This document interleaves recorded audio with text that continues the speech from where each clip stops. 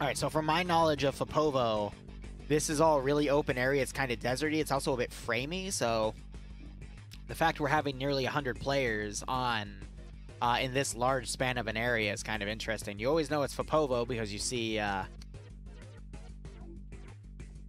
didn't mean to do that. F-A-P for Fapovo. Or if you're horny, then you know what that means. But regardless, both these are neutral sectors. Both sides are going to be trying to capture them. U.S. is trying to defend the ZU-23 right here from OPFOR sabotaging it. And OPFOR is going to be defending an oil derrick here, which Blue 4 is also trying to sabotage. So neutral objectives in play. The, what's it called? Why am I blanking on the term? But the if one side knocks the other side down to 5 or less players, they also get points. It's the supremacy bonus. That's it. Drink up. Oh my gosh, I'm missing it. I'm so sorry, Larry.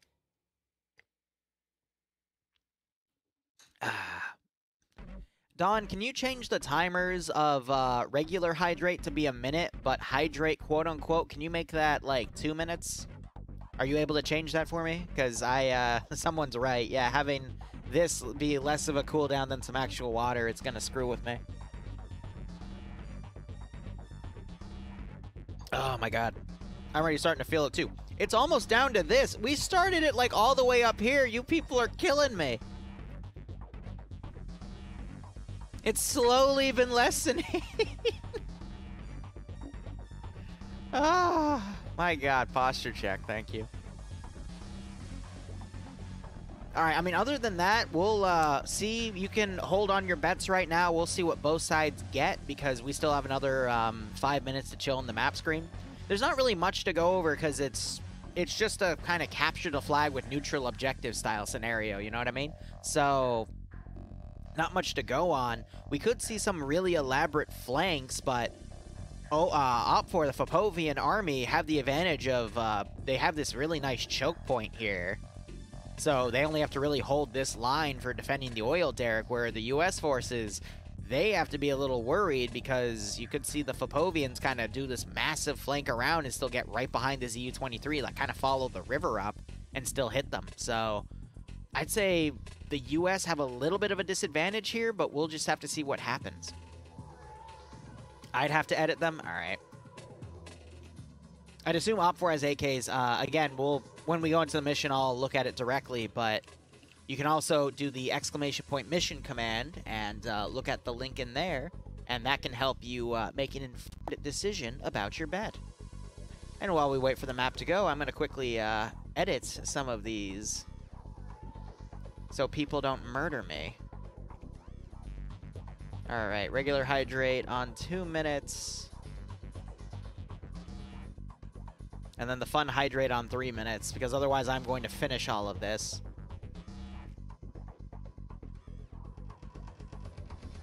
Falcon is on OPFOR, by the way, so if you like to bet OPFOR, do that. Falcon's saying German things to you on stream. That's pretty funny.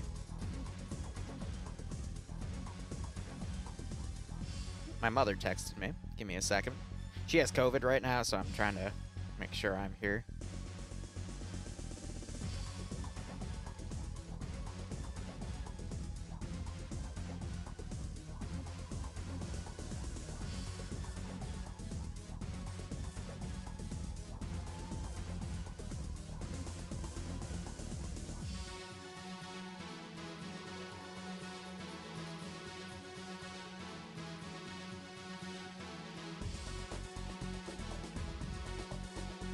Let's give him a warm welcome, shall we?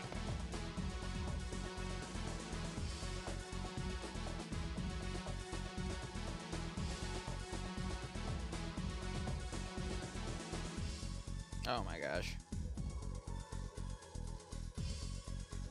Alright, sorry about that. Let's tab back in. We're just waiting for the mission to start, essentially. I don't think Falcon's streaming. No, I don't have anyone... We might have Ibanek streaming. He sometimes does, but otherwise, I don't think Falcon streams. Ibanek sometimes streams, but that's all I know. So I think Nubass has streamed before as well. He's in this op. He would be closer to the bottom because this is all alphabetized, but I don't think so. So we'll see how things go with that. Let me tab out, make sure the music is looping. Awesome. Would hate to hear some random BS at the end of that. But that's also why the multi-command isn't listed, because I don't have anyone also doing additional stream. Oh my god. Guys, how am I... How do I drink both at the same time? It's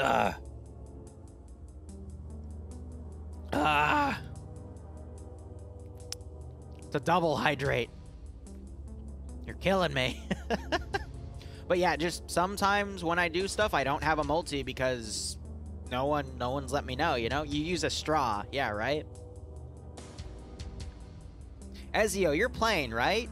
If you know anyone that's streaming Ezio, feel free to shoot me the links and I'll set that up on the multi, because I'd love to set that up. Ezio is OFCRA, by the way. No, Don, don't edit it like that, because then because then I have to remake the multi-Twitch link. But edit it back to what it was previously, please. It's for my own laziness, please. Please. Ay. As I think in Virginia you can still get plastic straws. That just depends on where you go. I think Starbucks you still get a paper one, but yeah. You're so tech illiterate? Yeah, I know, right? I'm just a streamer. I mean, I'm a shitty one because I have to rely on an Among Us meme to be popular, right? So, it happens. All right, let me look at the final player count here. We have... Oh my gosh, we're officially over 100. So now I can officially write over 100. Here, to verify. There you go. It says 100 right there. 100.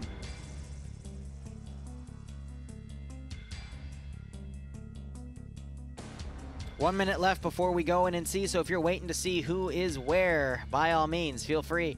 Let's go ahead, go over the players again. Kilo OFCRA, Shy Blue 4, Zicky Blue 4, FAWR on Blue 4, FJB49, such as Ezio and Roland on OFCRA, OFCRA and OTEA on Blue 4, IBC on OFCRA, Corksaw on Blue 4, Archer on the Eden community are OFCRA. There's just a lot of names here. Just pick your favorites.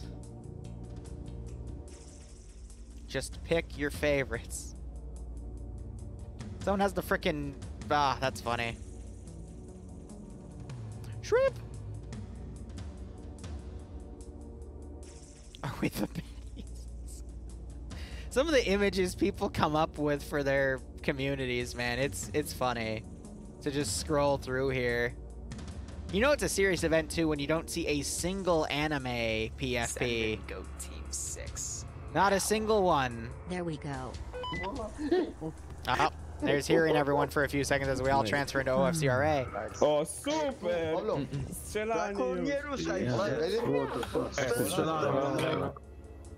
That's funny.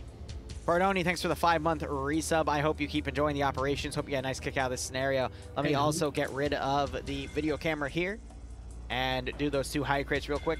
Hydrates, Jesus, hydrates. Wow.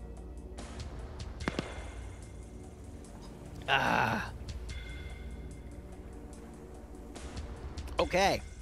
Blue 4 has a lot of interesting things, but 2 M2 M113s, multiple transport Humvees, 2 M2 Humvees as well, an M6T A1 pattern.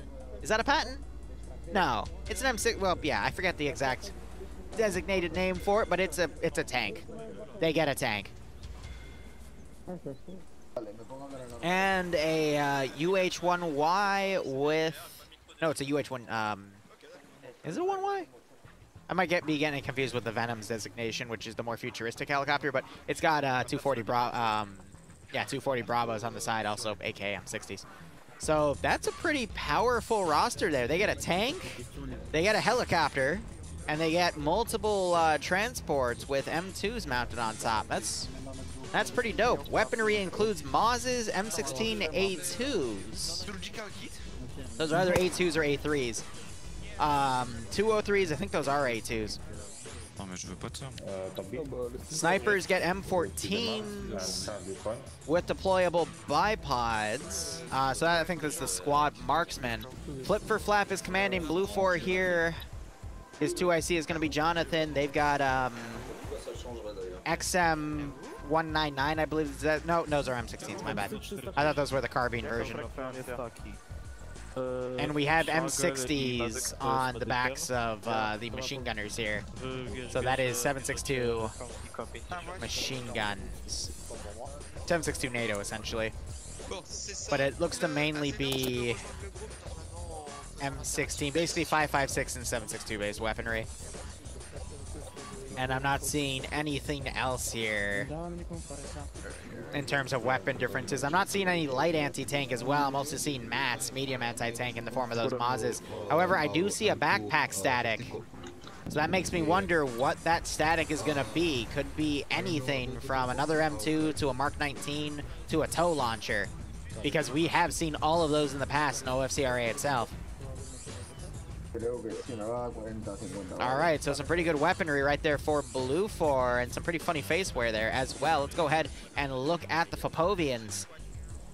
The Fapovians are armed with, I would assume, AKs, but I could be wrong. I am wrong. I think you mean when the helicopter... Are those R21s? No. But they are 5.56 rifles. That is a 5.56 style magazine. They've got RPGs as their medium anti-tank, which means no light anti-tank. They got GPMGs, which are 7.62 machine guns, which are basically even with Blue 4s. And they've got, I forget what that is, but I know it's a 7.62 based sniper rifle, because that is a vanilla 7.62 magazine. It might be the HK-33. Yeah, so I've got all my headsets. I just forget, to be honest. Oh, there's another hydrate. And that's a PSG-1. Yeah, that's what it is. So this is German weaponry. Except the RPG is clearly not German. It's more, you know, Soviet, but that's what I'm really seeing here. And they've got our HK-33s there with some grenade launchers as well. Otherwise, looking at their vehicles, they get a T-72, or that's a T-80. It's either a 72 or an 80. It's always hard for me to tell them apart unless they're like right next to each other, but I'm pretty sure. What do you guys think? Is that a 72 or an 80? I think that's a 72. Could be wrong. Like an early model 72. We have some BTR 70s from the looks of things. Yeah, and immediately, first person's a 72, the other one's is 80. So some BTRs, 2 UAZ Dishkas, and an MIA with 2 door guns, I would assume. Yep, to keep it matched. So PKT's on the side, 7.62. So really just a mirror match, except OFCRA, they've got the bigger transport Vix in terms of the BTR and the MI8. They can fit more people in there. And they got some, otherwise they mirror match the guns. So in terms of op balance, they actually did a pretty good job in my opinion. The T-80 has the 2 headlights. All right, so it's probably a T-80 then, but it also depends on what the actual command says. So it might be an old, it's definitely an older gen, either T-72 or T-80. But who is commanding OFCRA here? It's NASA. No. It would be a 2-man group. Roland and Barrows taking the tank. Pearson Wise taking the helicopter. I actually don't see a command squad here. I don't see any officers, because on Blue 4 you can see where the officers are. It's labeled as Blue 4 HQ. Helicopter's going to be PHK, Daedalus, and Zixme. Oh, interesting. And the tank is going to be Ty McDespo and Sayek. Ah, there it is. So all the way on the bottom, Gotland is going to be commanding for OFCRA. But I think he's just joining in now, so it's hard to tell. But otherwise, I mean, assets, this is a pretty good balance in my opinion. OFCRA also have transport trucks. So OFCRA have, I would say, better transport mechanics overall, but Blue 4, I'd rather have a Huey than an MI8 any day. Ah, okay, a T-72B. I figured as much. It's from 3CB Factions, that specific tank, because RHS don't have any of the older T-72 models. Otherwise, this is a pretty nasty roster here on both sides. Both sides, it's got pretty even teams, pretty good players on both sides as well. If you believe in the Falcon bet, though, he's playing as a medic under Quebec. So I wouldn't expect him to be too aggressive, but being a medic means he can self-heal himself. It does. It looks like... But I would probably take a PSG over an M14 any day. That's just a better marksman platform. And the pilots have MP5s. Yeah, so they have German-based weaponry. That's so funny. What's the Blue 4 carbine for their aircraft and vehicles, I wonder? Do they just get M16s? Yeah, they get... Ah, no, they're getting the XM199s, the carbines there. Cool. Alright, so once people start dying, I will mute myself because when people die, you can hear them locally as if they're right next to you in a TFAR channel. HK-33's MP5s and PSG-1. Yeah, so US versus German weaponry, but they're also fighting Russian vehicles, which, you know, the tie-in is the RPG there, so... the Maz as a mat weapon has a better range than the RPG. The Maz you can range out to like a click, whereas the RPG with certain warheads you can only range it up to like 400 or 500 meters. With the warheads they're using, these look like the VLs. Those can be ranged only up to I think 300 or 400 meters effectively. But if you are good at approximating, you can do quite well. Like AK, if your name is Eander, then you have an infinite range on them. But they also have a maximum det range for the Mazes. I think that's after like 750 or 1,000 meters, whereas the Maz has no maximum detonation range. Yeah, Colt Carbine on the dock is the XM something something, the original designation of the gun.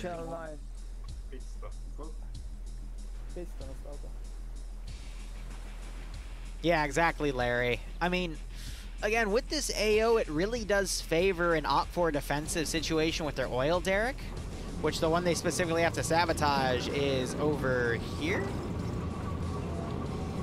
Yeah, so it's this little position. They have to sabotage it by interacting with that laptop right there that sabotages all this stuff, whereas Blue 4 have to defend this one ZU here, which is now a ZU-23. It said ZSU in the mission dock. So, like, a simple RPG will do it. No, okay, they have a laptop they have to interact with. All right. But it's a nice defensive position. However, a lot of tree line that can be used to get up to this position in the first place.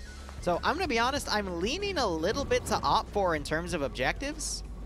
But it could really swing either way. With this many players and this many assets, it's really just going to come down to who's going to have the better tank crew, who is going to deploy their units more effectively on the original front lines, who's going to be the first to get to these capture zones and hold them, essentially.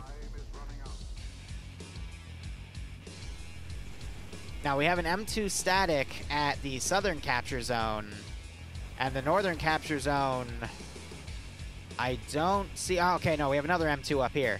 Now, I am seeing some random bunkers around as well. That's some pretty nice op development there, just to add some random hard points that can be utilized. But it looks like they're in the central kill zone, which, honestly, that's a really bad position to be in the first place. I would imagine both sides are probably going to avoid that type of area here. What do we got? That's a rock. All right. The rest of this is just part of the map itself. Otherwise, mission has officially started. Bets also finished within the mission start, so we nailed that time pretty effectively. But you got OPFOR immediately starting to drive its forces out. Do we have anyone going helicopter? We might have a helicopter group on OPFOR here deploying. And meanwhile, Blue 4 also starting to deploy. We got some Humvees already going out here. And we have no one deploying on the helicopter side of things as well. They're all going to be ground-based infantry. All right, so until I see it, I'll call it, but I think these guys are waiting around. The helicopters aren't unlocked yet, so are you kidding me? We just started. Well, that happened. Let me go ahead and hydrate.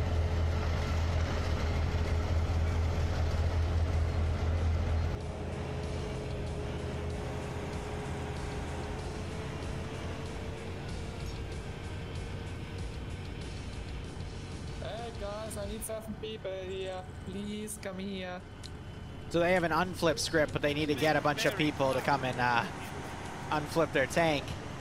5 here, 4. I need 2 people here, please. So they're calling for some assistance. I need 1 more people. Thanks. Another hydrate.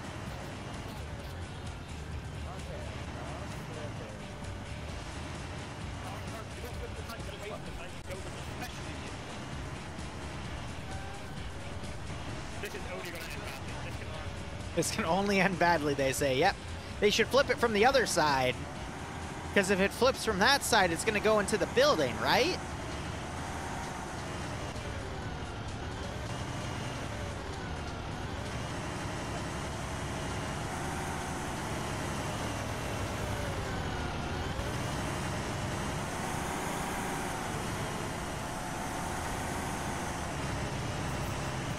So this is going to delay Blue Force tank, or excuse me, Op Force tank, giving Blue Force slight mobility advantage in the beginning. I feel they really need to go to the other side because it's just going to flip on the other side, right?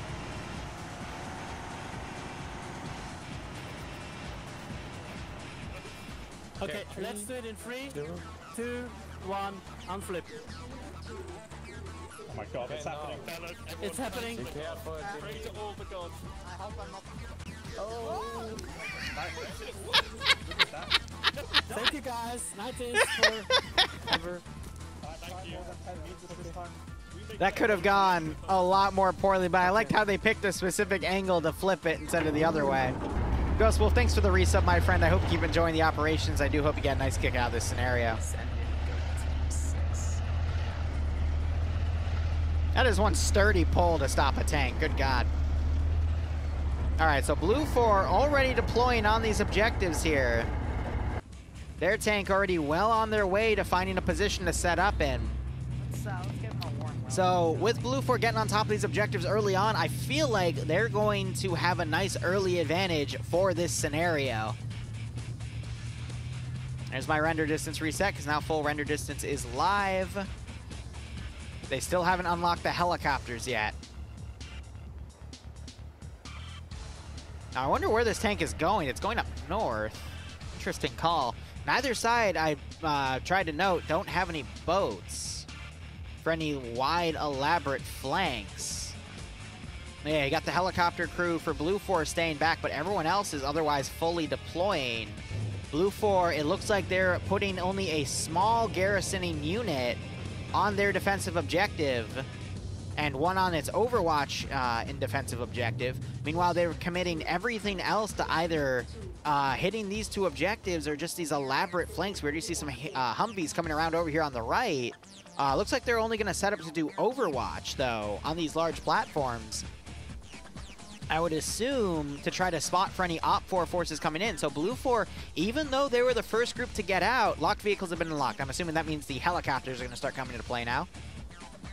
And we do have forces left behind. They do have a BTR behind as well. Interesting. But Blue 4 is doing a very aggressive defense, but that's going to falter a bit because Op 4 had a bit of a false start there with some of their assets. But Op 4 is going to have a squad go air assault with the helicopter. Looking at their spawn base here, looks like they left one of their UAZ Dishkas behind, whereas Blue 4, are they leaving any of their assets behind? No, they brought everything. Literally brought everything. Okay. Which makes sense, because Op 4, they had the stuff with the heavier transport numbers, so they could field a lot more forces in with a smaller amount of assets. So that's why we saw a little bit left behind there. But Blue 4 just took everything and ran. Yeah, no boat play, I know. But I'd imagine Blue 4, they're just being very defensive here. However, that MI8 could easily sneak behind all of the enemy's lines and land somewhere at like Hill 76 and slowly have that infantry squad move up and hit the rear. Blue 4's issue with this defensive point is there's just way too much territory to cover, where if that helicopter goes in the air for Op 4, it could really deploy anywhere, so they really need to just have that Huey run defense. That would really just elevate their strategy here. Maybe even have a squad in there ready to land and engage anything that is deployed. But Blue 4, they're doing a very defensive strategy here. They're not even really trickling up to capture point 1. They're not passing that river. So that is buying Op4 time to set up their forces because they had a bit of a false start. Plus those BTRs are going to be incredibly slow compared to those 113s and Blue 4's Humvees. So I feel like Blue 4 could have been a little more aggressive with their quicker assets and been able to take more of the center, but instead they seem to just be focusing on a bit more of a defensive play, which to me shows that Flip for Flap is either being incredibly cautious here, realizing that, you know, it is an OFCRA match and you have a lot of PvP throughout that 90-minute session, and a lot of the really important actions happen mid-game to late game instead. But I feel like he could have benefited from a bit more of a rush strategy here. And you immediately have the Huey heading right into enemy territory here. It making like a beeline for the Fapovian army spawn. Hey, Favzon, how you doing? So I haven't seen any skulls yet. There's haven't been any oopsies. No one else has flipped their Vic. That's a good sign. I guess he's going to go straight to recon. I mean, the Huey does have a superior speed. And if they're going under the assumption that Op4 might be doing a transport play, and they'll have to spend a little bit more time getting their forces together. Yeah, he's going right for that helicopter. You see how he immediately is starting to turn about? They're going to try to intercept the Mi-8 and take it out before they can get it anywhere. That is a very smart call. Now, some ground fire from the BTRs firing at him. He's immediately trying to wave around and fly evasive. But I bet you he is going right for that Huey. Here we go. Gunner cam. Daedalus trying to line up a shot. Now, this is going to be really, really important. Just realized we didn't start the recording. I am also going to mute myself. Give me one moment, because I have a feeling we're going to start seeing everything. So that is completely my bad. So this recording is going to start a little late. My bad, my bad. I can merge the footage too. But this Huey can catch up with that Mi-8 and completely gun it down. You got the entire squad of Lima here on that Mi-8. We need to see someone in the rear gun of that Mi-8 start firing at the Huey. Otherwise, it's going to have a really easy shot. That rear gun's on the right, but the Mi-8's turning left. They might have an opportunity here if the Huey doesn't know that the gun is on the right side. The Huey could stay on the left instead and get some really nice free shots on him. He's lowering altitude here to try to get some additional speed on him, but that Huey is starting to pursue. However, that's going to put him right in the sights of this gun. That gun needs to look up and start engaging, but it's not. Huey now doing its best to spray. Mi-8's trying to take a turn. Huey's turning left. That Mi-8 now needs to counter by turning left to get its gunner on him, but the Huey is staying above. Looking at the rest of the map here, Op4 starting to fully deploy, but that Huey's right on top of this Mi-8. It's a really dangerous position to be in. Mi-8 starting to try to come in for a landing pass, but that Huey is staying right above him. Huey now doing a hard bank as that Mi-8's coming into land, probably to immediately drop off its infantry so they're not such big targets here. That's going to give a lot of room for Op4 to have to maneuver, but the Mi-8 has no choice because they are being so heavily engaged. Huey is it trying to pursue? No, it's banking off. Interesting call by the Huey there. I would not have banked off there.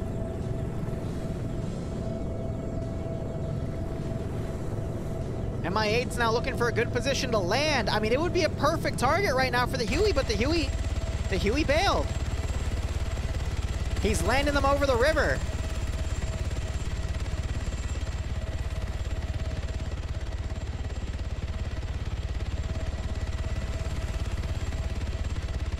So I guess the Huey lost eyes on that Mi-8. Now it's going to pursue away. Huey is now going to regain the sight lines of that Mi-8, but I'm really surprised that Huey lost the Mi-8 there. Mi-8 was able to deploy its forces. Now it's going to come in. I think it's going to... nope, it's focusing on trying to gun it. Mi-8, I would say at this point, can either RTB or try to dogfight the Huey. And that's exactly what it's going to do!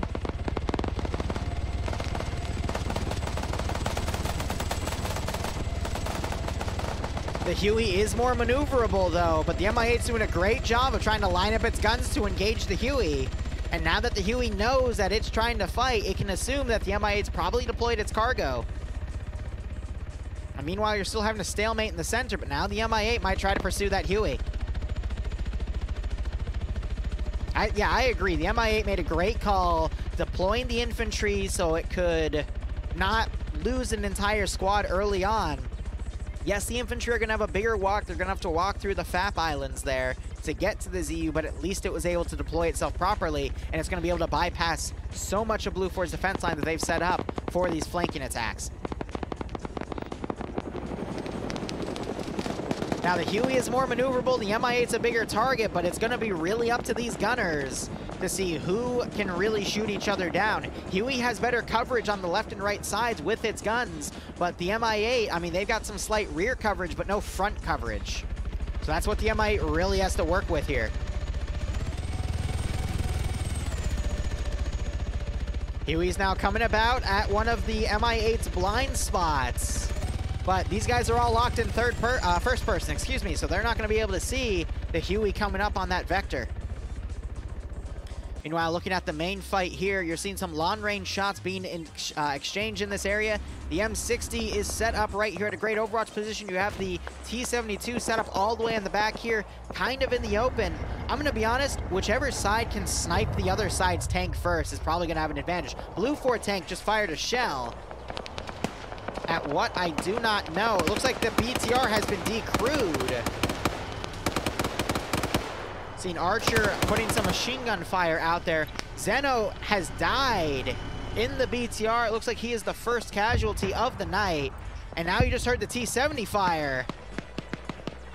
But at what? Did they find the tank? Yep, they saw the tank. M60 is now pulling back off that hill, realizing they might have just taken a tank shell.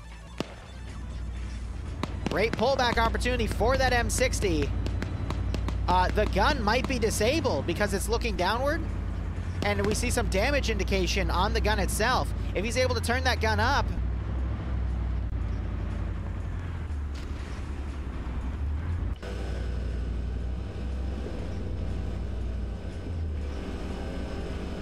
looking at the gunner POV now. He's moved back up. That T-70 should have a great shot on her. Nope, I just saw her move the gun up, so the gun is okay. Looking back at the helicopter situation. Beautiful hit by the T-72 there, right on the gun again. That has killed Timek the commander, injured Despo the gunner, and another follow-up round goes in, but that they're hitting rounds on the turret, so I'd imagine the turret is now disabled. But now Syke's gonna have to call for a medic. That is a great few shots on that M60 to start trying to remove it from the fight. So even though Op4's tank was delayed, they are definitely pushing that advantage now. And if Op4 is able to maintain that tank for the entirety of the scenario, then they should be A-okay. I always love looking at little rock positions like this. It's just an underground bunker complex, but I'm getting sidetracked. Regardless, you still have the Huey chasing the MI8 around and trying to do some really long-range sprays here, though. And the helicopter's turning away. Candyland Cobra, thank you so much for the 13-month resub. I hope you keep enjoying the operations. I hope you get a nice kick out of this scenario.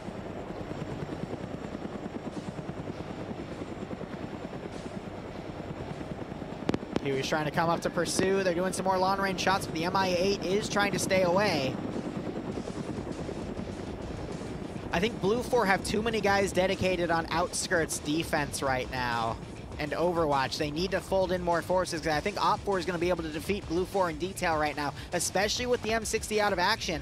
Op4 is probably going to be able to at least get to capture 1 and potentially sweep to capture 2, but they are being incredibly cautious with all of this. But because Blue 4 has less forces in the fight, and now less assets because of that M60 being lost, I think Blue 4 is in a pretty tough position. We just saw some rockets try to come down on this battered BTR, but they're able to now pull it into cover to utilize it later. Looking at the rest of the roster, I don't see any other skulls here. It looks like that one Op4 guy disconnected because he was killed off.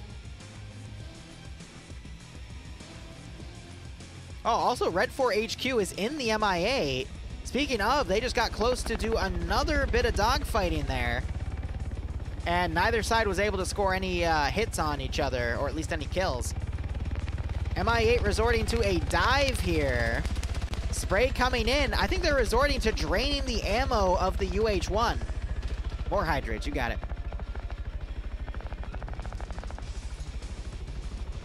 I think it's just baiting out that Huey so that Huey isn't utilized elsewhere. So Opboard then knows they don't have to worry about any air assault forces coming in and trying to snipe their objective. Meanwhile, their air assault force is in a great striking position on the ZU, but Blue 4 has such a heavy defensive force. But Blue 4 just cannot seem to line up their Huey to get any good shots on the MI8. And the MI8 is returning in kind. When they can get the angle, they're getting some pretty near misses here. But it's not enough.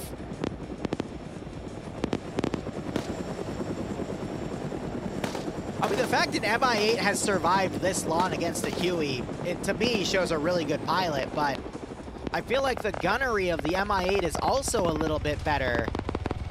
The shots just seem to be landing a little closer to the Huey than what I'm seeing on the MI8.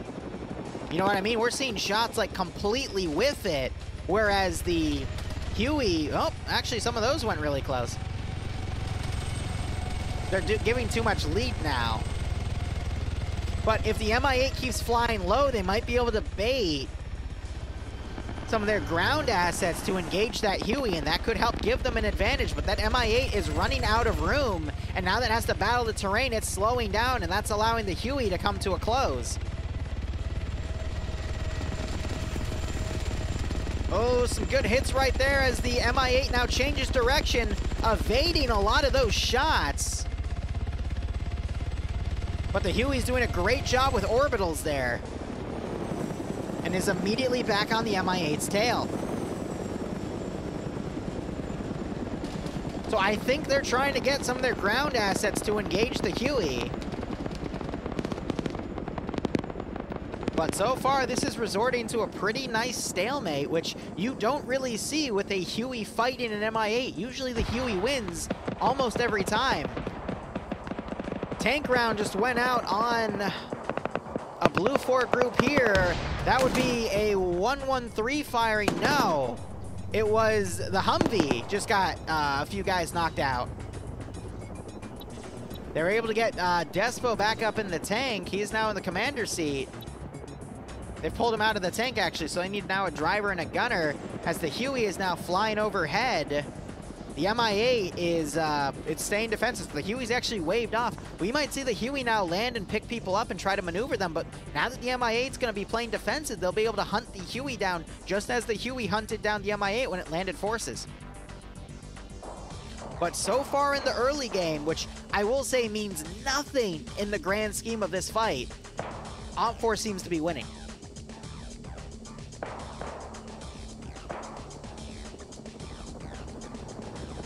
Now, I will say, yes, I did see both the Huey and the MI8 get hit a few times, but the damage seems superficial. Now you're seeing the Huey do some really long-range gunnery on some of these ground forces, but it's nigh to impossible that they're actually going to hit anything. And I love how you're seeing the Dishka firing all the way up here at this bunker because it spotted some forces. Looks like that static might have been an M2 static that we saw some of the Blue 4 guys carrying earlier in backpack form. So they might have been trying to set this up as an Overwatch position, but now you have the Dishka suppressing them. How's that M60 still operational? Simply put, M60s from 3CB factions are really, really tanky. Another round going in, knocking out Pingus. And you got Solik also getting knocked out by, I think, a marksman. That is Settler firing with that PSG-1. Yep, 3 knockouts right there. That's a pretty big blow to Blue 4's infantry push because they don't have a lot of infantry in this sector in the first place. So OFCRA, honestly, they can hold these 2 capture zones and wait for Blue 4 to counterattack at this rate. But they're also going to judge to see how well this attack does. But judging from the fact that OFCRA hasn't seen a lot of Blue 4's force be aggressive in pushing the sectors, I think it's safe for them to assume that Blue 4 is playing a heavily defensive strategy, which is probably going to come back to bite Blue 4 later on. But now you got these 3 wounded guys. You got Skipu and Uri here trying to medic them up. But I think one of these guys was the actual medic. Yep, Solik was, and he got knocked out by either a sniper round or a tank shell. So now we might see that marksman give some more shots here now that there's no smoke. do love how you have Skipu here. He's hiding behind the vehicle open door right here. But the window's down, and you just saw a shot come in from the marksman. He's hitting Skipu. You just saw a blood splatter. So the reason he shot was because Ace changed the button to drop players. So now if you drop the player with the old... Woo! I think that was a guided ATGM round, anti-tank round from the tank there. Or a tank round, but yeah, that, wow. Skipu now pulling back. Vexen's trying to honk with the horn back here. Trying to sell Skipu the full back because at this point it's too hot. So Skipu might be able to limp back here. Settler doesn't get another marksman shot down. You see him running down, but wow. Wow. OFCRA now starting to push forces down. They are going to go on the offensive. And they're also sending forces to a wide flank here. So I guess put pause to Blue Force sending in any QRF, which is actually a really smart call because that delays Blue Force from sending in anything early on so that OFCRA can then get control, but you are sacrificing some units to do that. I think that's just a forward recon group. I don't think OFCRA actually knows that Blue Force is deployed back here. So you have Shy returning in kind to that Dishka that was firing at him earlier. He's just suppressing this area over here, but from the fact his shots are so off, I don't think he, OFCRA doesn't really feel it. They just know shots are coming close. Meanwhile, Duel of the Fates going on again as the Huey is keeping the high ground here, trying to battle the Mi-8, which is just flying low and defensively. I think, again, just trying to drain the ammo of the Huey itself.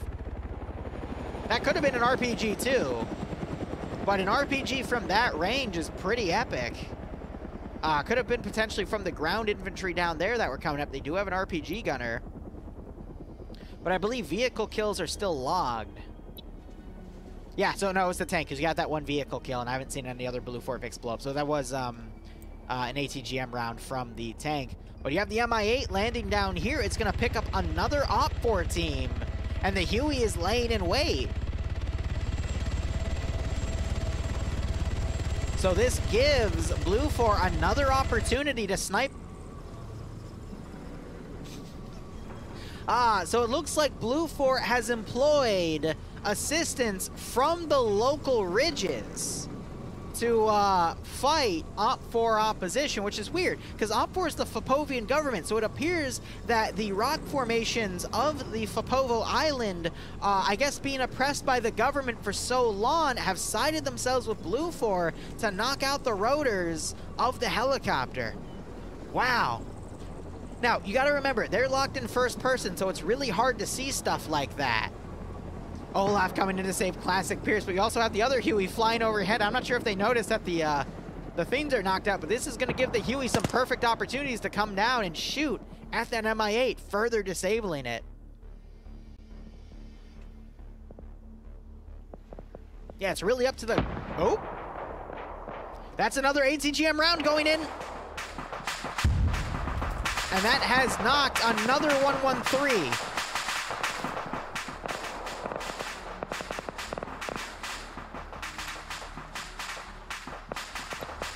So, Tobias and Dedos were in that 113 that's now cooking off, and Charlie is being forced to heavily pull back here. So OFCRA, again, winning these early engagements. We're about to see this four-man group come up to where these three guys are overwatching, but they're not in an angle. Oh, no.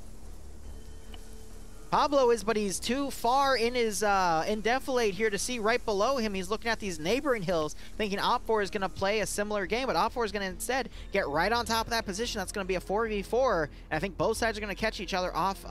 Both sides are going to be caught by surprise. So I don't think OFCRA has a way to repair that Mi-8. I mean, they were doing so well with it. They had all of this open ground right here. I don't know why they risked such a close landing like that, but it looks like they're going to bounce up in this truck and drive off instead, realizing that Blue Force probably not going to do any heavy flanking. They're going to commit everything to the front, and if that fails and they still lose the Derrick, then, you know, what's stopping them from just hitting the ZU-23 and maintaining the middle? It's a good strategy, in my opinion, but if the Huey sees this, they could land and hack the Derrick, and that'll be the end of that. Where is Falcon? Falcon was part of the Dishka crew up here. Yep, he's still up there. They're playing defensive, but right now, let's look back. Where's the tank? The tank is all the way in the back.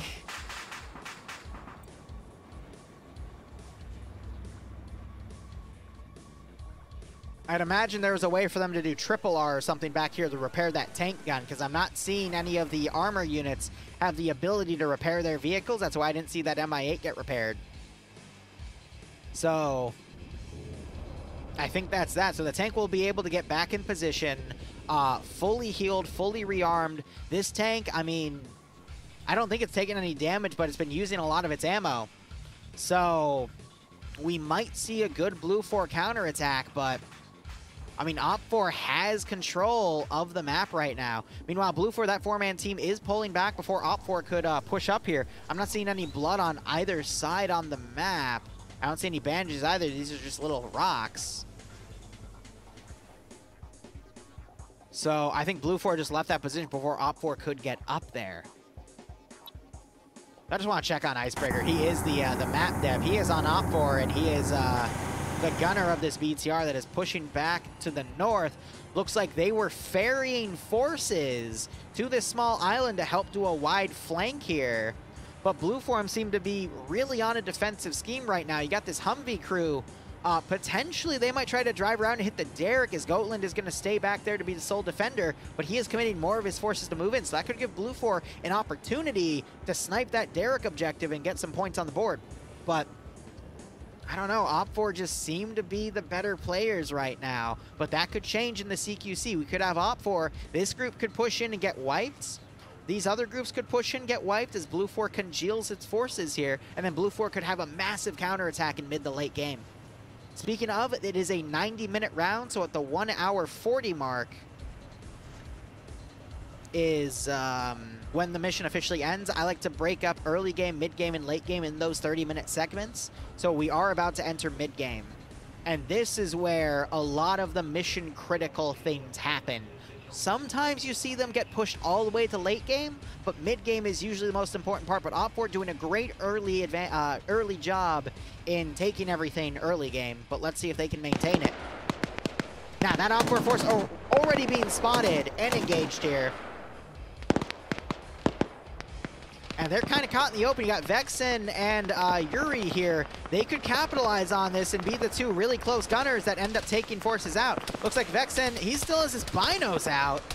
Trying to see him. Oh, he quickly switches over, puts to his gun while Larry makes me do a hydrate.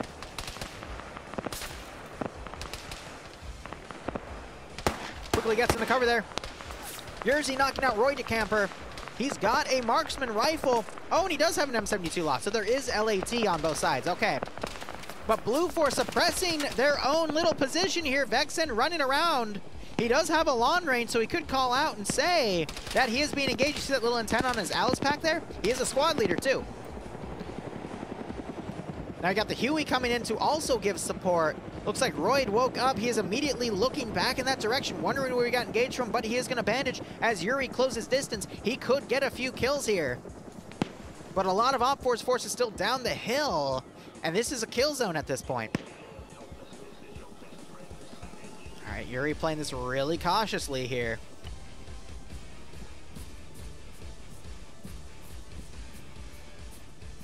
Put my render distance down so our frames are a bit more smooth. He's gonna run right into Royd, who's doing medical.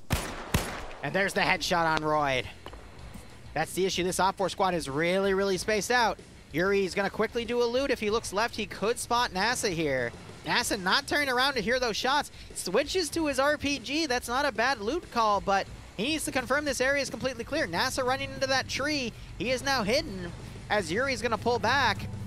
Vexen getting the Humvee. And they're going to quickly pull back. NASA not reacting to it. Oh, he does. All right, he goes prone, thinking there might be more Blue 4 forces coming up. Quick snipe and a pullback. I mean, that's a free kill. Keep more of those up, and you'll be fine. All right, so they're going to pull off of that flank. But look at this. This Op4 force has pulled back. It, I think, knows that Blue 4 is up there because they're all prone, waiting this out. I don't see any blood yet. Blue 4 doesn't know it. They could get up to this position and take out these 4 Blue 4 guys, giving another early victory. Well, actually, we're in mid-game now. Basically taking out another Blue 4 element to help Op4 here. as OPFOR is slowly deploying its forces around. Kill's a kill, exactly. You never know who you might take out. That could be make all the difference in the operation in the mid to late game. But we are in mid game now, since we are at past the 40-minute mark. Early game, you have all of your unit deployment. Mid game is where you see a lot of the action, and then late game is the cleanup. But sometimes the action pushes all the way to late game because they spend a lot of mid game action deploying, especially on these bigger maps. But I think we've seen a fair bit of action. Blue 4 also, they got that Humvee crew back there. It's got guys like Zicky, really heavy hitters. I think I saw Brewer back there too. Ibanek, Seal Williams. Yeah, they're going to snipe that oil derrick with pretty much no opposition. So OPFOR is pretty much banking on taking the central areas and the ZU, but it looks like they're bypassing the capture zones to instead focus on the ZU-23 first, and then probably pull back to the capture zones. That's really smart, because that means OPFOR can focus everything on their offense, and then pull back and take those capture zones without having to put forces on those zones to hold them for the entire operation. That's a very smart strategy, and let's see how OPFOR capitalizes on throwing everything into the fight here. Huey, meanwhile, knowing that they don't have to deal with that Mi-8 anymore because it knocked its own rotors out, it's firing down at the infantry here, who are still pretty scattered. You got NASA still on the front here. He's checking his buddy, seeing that he is unfortunately dead. And otherwise, they're just slowly suppressing that OPFOR group. But meanwhile, OPFOR, they're crawling these 4 people up. I think they're going to try to gauge how many people are up here, but 4 to 4, they could do a really well-timed execution of all 4 guys here if they get all 4 guys online, but only 2 are heading up, I guess, to get that information to see if it's plausible in the first place. So Ivno has no idea. OPFOR knows they're there, though. This is where you see that sneaky bullshit here. Blue Force tank, meanwhile, has stopped. I think they might try to charge up and engage that one area, but otherwise they're slowing down because they have to find a new position to deploy in. Oh my god, Ivno went right behind. Did you see that he was right here? And Gaden now running down. And they're going to slowly crawl over to the left here. Oh, this is nerve-wracking. Imagine having OPFOR right on top of you. That's why you always want to check your perimeter once in, like, I want to say a few minutes, because you never know when this bullshit will happen. It's rare, don't get me wrong, but it happens, and here is the proof in the pudding here, man. God damn. Great play by OPFOR here, though. They got 2 guys on Overwatch in case shit goes south. They need to pull these 2 guys back that can cover them on this ridge. Oh, no. Oh, this is just comical at this point.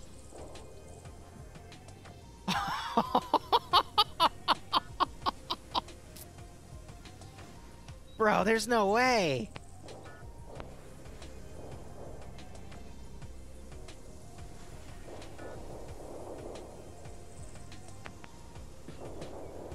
There's no way. It happens, man. It freaking happens. Yeah, the tank is pushing up there on its own to deal with this infantry threat because they think they killed the RPG guy. And that's all the AT that OPFOR has, which granted is actually a pretty valid assumption. But it's risky because what if that group has any light anti-tank? Oh my god. Ivno turns around, doesn't see them. They're right there. He saw them that time. Bullshit, he didn't see them. No way. We just saw him see them. No. What? No! What? What?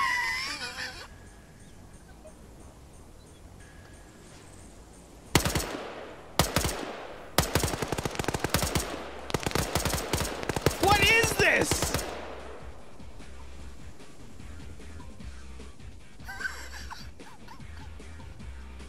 Okay, so it's only Smell back there who's running for the Vic. I think they were going to pick him up, but wow. All right. I think he thought they were his friendly forces there. That's why. He got PID confused right there. And didn't realize they were hostile. But my God. He probably said something like, oh wait, you're not friendly, and then they started shooting him. But my God, that was pretty good. So you got the Blue 4 Force over here now looking over because they heard those gunshots, but that was comical.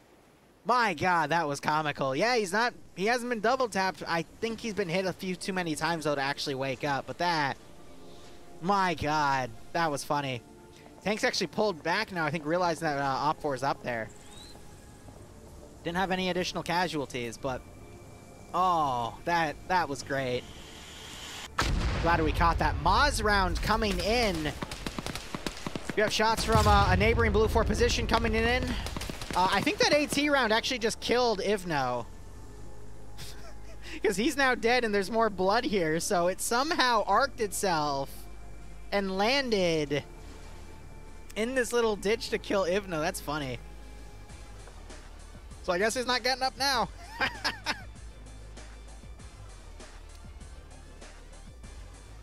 Oh, man. Another hydrate.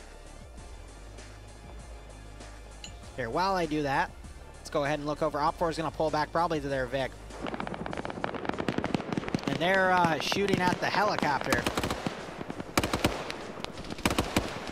As the helicopter is raining rounds on them.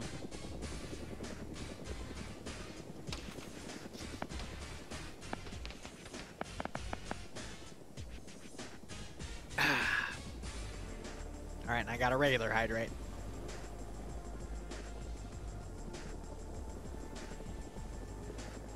All right, I mean, Blue 4, they're slowly getting picked off. We're at mid-game at this point. OFCRA, their attack is kind of slowed down here. I think they're still just trying to deploy their forces, getting them all across the river. Tanks come up. This force is still right here setting up a blocking position to overwatch those two objectives. Meanwhile, this group, which I think was originally going for the ZU-23, is now, I guess, being a distraction to allow for the main force to push in. How's that northern force for Blue 4 coming?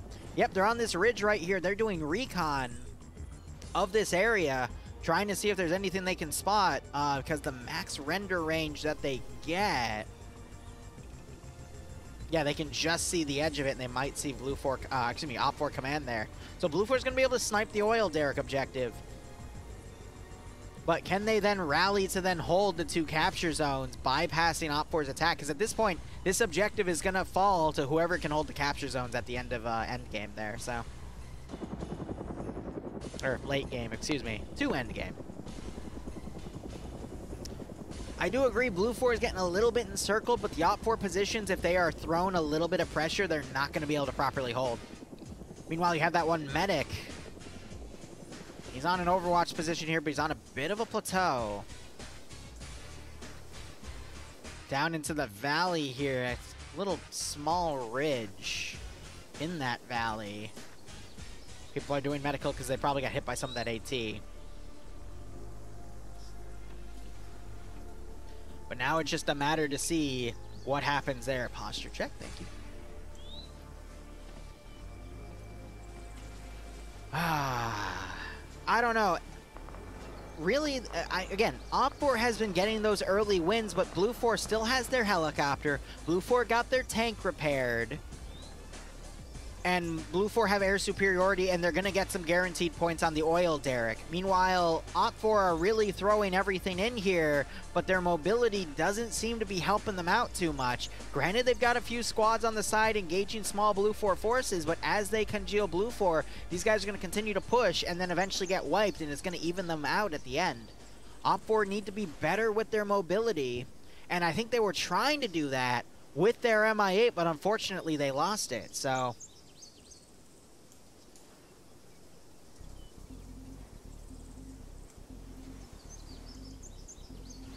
We have a bit of a lull in the combat at this point. There's two strategies here, one for either side. OFCRA, they're going to slowly push this northern battle line, clear out all resistance, take the ZU-23, and at that point, they've won. Because they have smashed through really what remains of Blue 4. They got one squad going around, they're going to snipe the derrick, and regardless, OFCRA will then pull back, hold the two capture zones, and be fine for the rest of the op. Blue 4... who have a little bit of a tougher time, I will admit, can just hold the 23 against all of OPFOR's attacks and then push out their remaining forces and take capture zone 1 and 2. However, they still will have to hold the 23. But they've got this squad, once it takes out the Derrick, to then flank OPFOR's attack on the northern side. But that's still like 20 minutes away, give or take. You're going to not see that till late game starts coming around.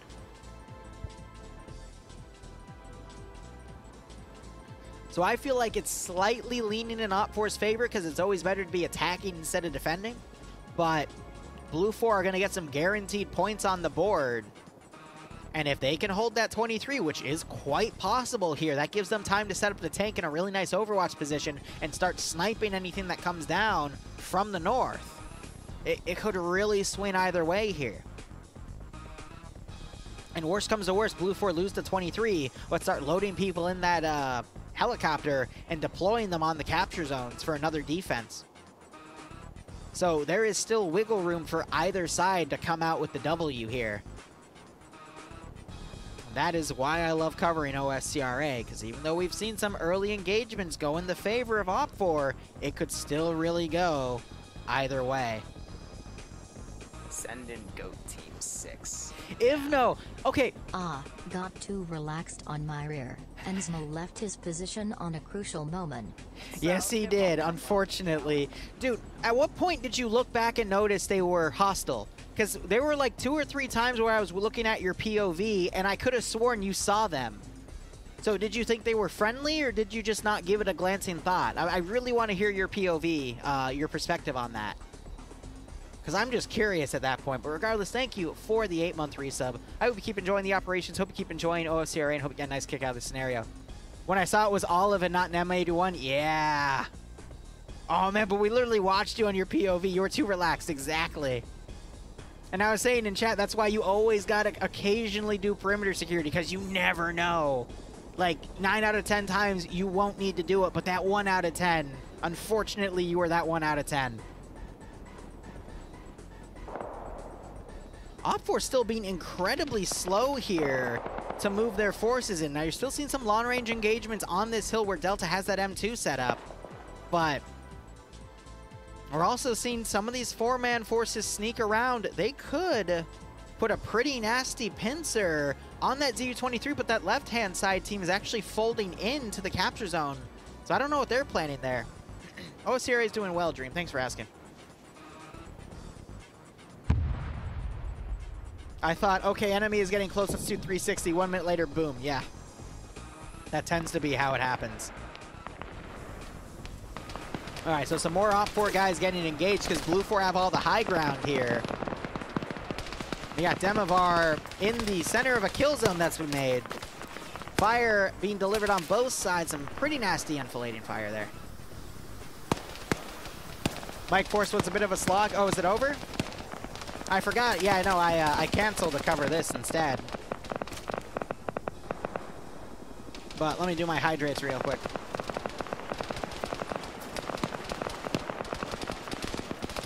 Server went down. Oof. You know what took it out?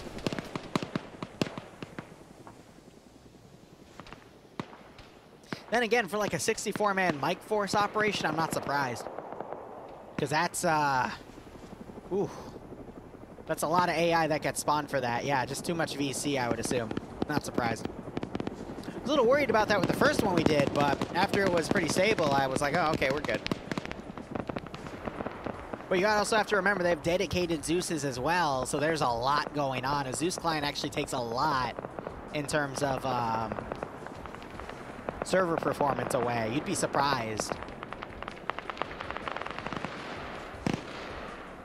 But again, they don't do anything, but even just having it does take away from that performance, unfortunately. On the bright side, I'm really close to announcing the next MCO. We're going to have it next Sunday, not this Sunday, as it was originally planned to, but that was just because I was so busy. But, yeah, I actually think Blue 4 might be in a good spot, because consider this. They're going to have that rear team snipe the oil derrick and then come on the rear and start harassing OPFOR's backline. They could hunt down the tank and take it out if Blue 4 coordinates where it is. They don't have any AT guys from the looks of it, but they might have light AT. That could at least disable a track. Or at least immobilize it. Hey, you see an LAT piece right there. And that might be the only one. Nope, we got 2 LATs, so they could actually disable that tank.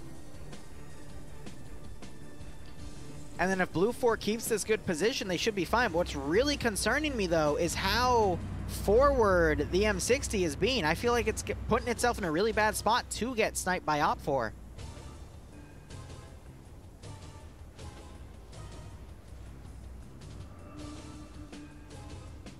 You got moved from the base place to be put in a force that defended the fob. Yeah. I'm sorry, man. I'm sorry. Little put off by that. Yeah, I mean, that's why I didn't want to go again, because I had a feeling something like that would happen. Don't get me wrong, I get why they're doing it. They're, you know, trying to get some hype for the Mike Force. They got all those big names in there. But they want to give those guys the opportunity to, you know, get all of the really nice cinematic stuff. So, shrug. But let's stop talking about that. Let's focus on what we have here, because this is pretty damn dope in itself. 100-person Fapovo PvP, and NASA has an M72 Law, and he is hunting for the tank. There's the hit. It did nothing. Wait, black smoke. It's cooking off. The tank's dead. The tank's dead. I told you, pushing out on its own. We'll see it cook off in a... No. No, when you see that smoke, it means it's gonna cook off. Why is there now a wounded sign? Sayak is now wounded.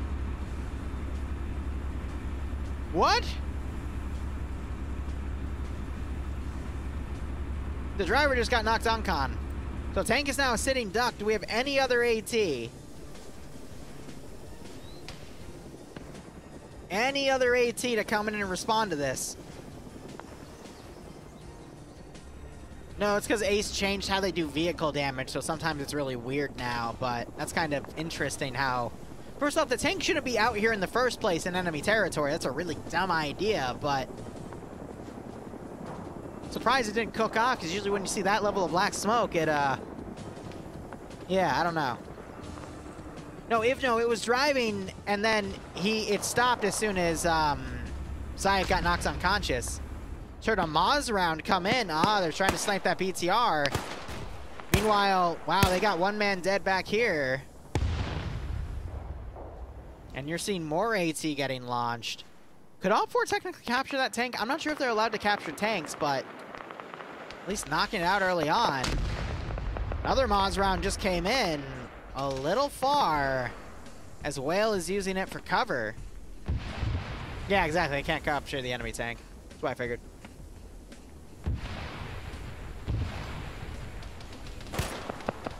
Yeah, details for the checkpoint RP I'm going to try to have out this weekend.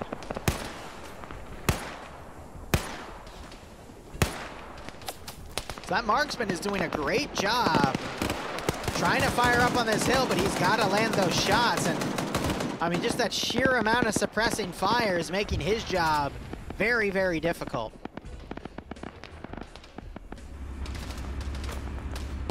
So they have to notice that they can't get into the tank right now. That Huey is trying to suppress.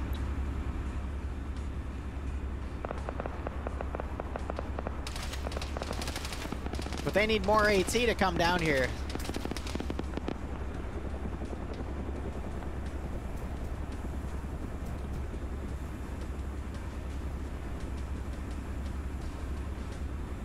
Or they need their tank to come up and hit it, which I don't think is in a position to move because that tank is not amphibious, so it'd have to go all the way around.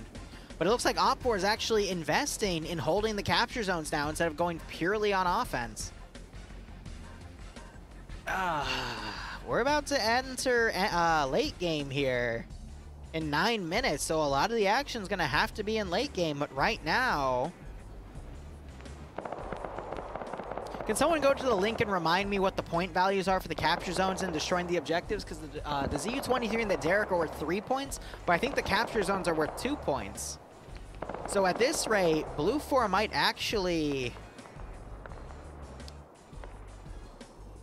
No, because they would still need a capture zone, because holding your zone doesn't gain you any points. It's only if you destroy the opponent's zone.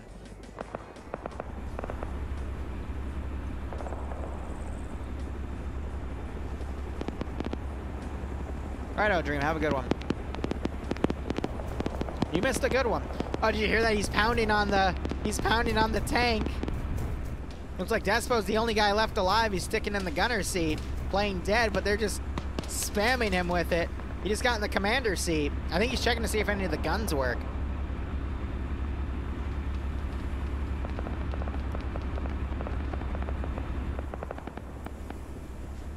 That's funny how they're just bullying him in the damn tank. Blue 4, meanwhile, about to get on top of the derrick to collect those points. Op 4, meanwhile, that 4-man team still folding around. Tango firing, he just knocked out one guy. Firing at Smell. Marksman doesn't realize they're being engaged just yet. Smoke's being deployed. But Party Cuss is knocked out.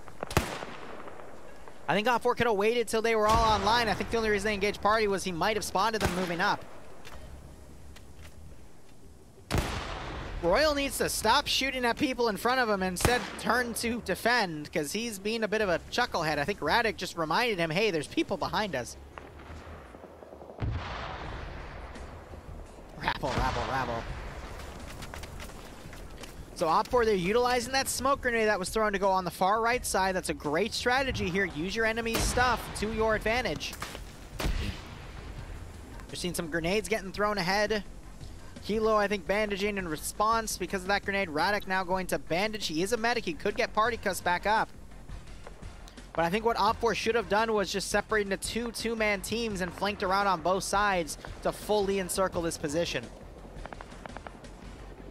Supremacy is 2 points. Otherwise, all objectives are 3 points. Okay, so if that's the case, Op 4 still in the line to win by holding those two sectors. So Blue 4 would have to do a massive counterattack later. Tango, meanwhile, trying to fire at these guys. Another smoke grenade is thrown a little more locally in the line of Tango there. Now you're seeing Blue 4 firing blindly at the smoke, actually landing shots real close. And Op 4's tank also firing all the way over here. A lot of long-range suppression. Meanwhile, we might see Op 4 switching their strategy here. These two guys might try to come back around, or they're holding security. As you see, Blue 4 now blindly suppressing that smoke from a neighboring hill. First smoke grenade's going to run out. Op 4 is going to utilize the rest of that smoke to move in. Very smart. Falcon is still up. He is somewhere in Op 4.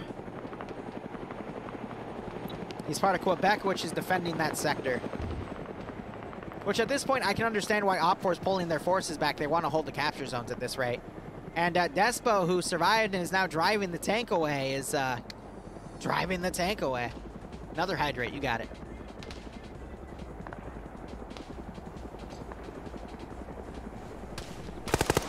I'm gonna be honest, the Tango squad has been doing work today. Kilo knocking Radic out. I believe Radic, no, it was Mel that was the medic. No, Radic was also a medic, so Radic was the medic. Smell is, he's from that other 4-man group, the survivor that was engaged. Meanwhile, you got Smell, who tried to come down. The security team cleaned him up and took him out. And now you just have Royal Fox, who's switching to his handgun. I would have taken the sight off of the M14 and used that instead, because that is a 7.62 weapon. Tango double-tapping Radic, double-tapping Party Cuss. Royal now pushing up, getting body blocked by Radic a little bit as Kilo pushes around. Royal didn't spot him moving around, though. And he is tapped by Smiths here. So this Tango group of Kilo, Doyle, Smithers, and Cheeseburger have been doing work today. That's the second group of 4 they've taken out, which was really a group of 4 and a group of 3 that became a group of 4 later on because Smell pushed back to their position, but good on them. And a regular hydrate. I agree, Tango team running Hunter-Killer at this point. I hear some cook-off down here. That sounds like a BTR. Yep, cooking off. Probably the tank pulled next to it and decided to put a shot in it to disable it. Not a bad call, but that tank is now being solo crewed. They're now putting some 50 cal on and around that position. You see that BTR flaming out. But in terms of numbers and manpower, I feel like Op 4 is doing a really good job here. Blue 4 now pulling away from the derrick. I assumed, yes. Okay, so it made made a bunch of explosions happen on the derrick, so we know that that has been hacked. So OFCRA are going to hold their capture zones and I guess try to take the ZU-23 or just switch to playing defensive, which is an interesting call. Who's the AT guy here? Midway. Who's got a Maz. So I guess he ran out of RPGs, but yeah, no, he needs to utilize it against this tank coming up. Yeah, rest in peace, the oil. It's ironic to see a U.S. force destroying oil assets. I will say that. The music is Red Alert 2, baby. The good stuff.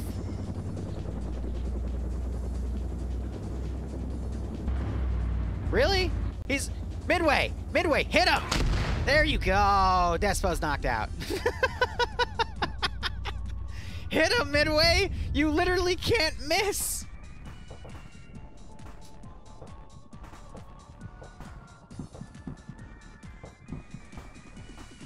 Now you're hearing some minor cook-off here. I think an RPG or an LA-26 came out. But that's Blue Force tank knocked out. I don't know why their tank was doing that. It should have been somewhere on an overwatch position nearby infantry. Not on top of them to overpressure them, but it should have been like up here, you know, covering from this ridge. And then there were so many places it could have pulled out and shot or pulled back and re-attacked, you know? I don't get why they charged at the head. There you go. Despo is now dead. He bled out. So Blue Force still their air asset. They got a small force here trying to counterattack those capture zones. It's going to be reinforced by that group to the north of Zixme and friends, but... Or is it Zicky and friends? It's Zicky and friends, my bad. Speaking of... Where's Zixme? He's still in the helicopter, that's right. So OFCRA, I mean, they're in a pretty good position right now. We are about to be in late game with the last 30 minutes on the clock, but... I don't know. New hydrates, awesome.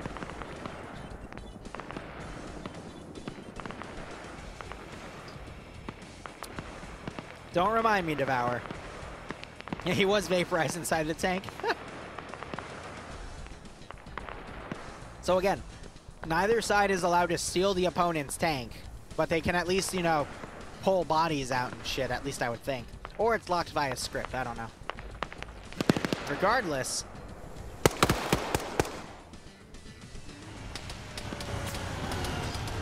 Wow, so we actually have a few casualties back here as OFCRA has been pushing forces up.